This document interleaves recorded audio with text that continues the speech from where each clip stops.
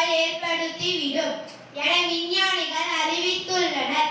நெகிழி 1862ஆம் ஆண்டு கண்டுபிடிக்கப்பட்டது. நெகிழி வணிகம், மருத்துவம், அறிவியல் என அனைத்து துறைகளிலும் மக்கள் பயன்பாட்டினால் முக்கிய பண்பு வகிக்கிறது. நெகிழி உபயோகத்தில் எளிதாக இருப்பதால் அதை பயன்படுத்துகிறோம். நெகிழி தயாரிக்கும் போது வெளிப்படும் ரசாயன கழிவுகள் நீர்நிலைகளில் கலந்து நீரை மாசுபடுத்துகிறது. பாவின் கவர் பயன்பாட்டினால் நீர் வறண்டு பூமி சூடாகிறது.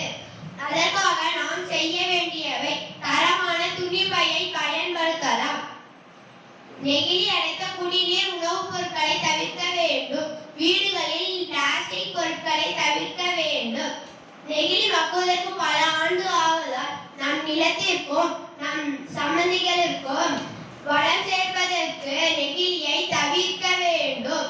அழிவின் தோழனாம் நெகிழியை அழிப்போம், வாழ்வின் தோழனாம் இயற்கையை காப்போம். வாய்ப்பு கொடுத்தமைக்கு நன்றி. வணக்கம்.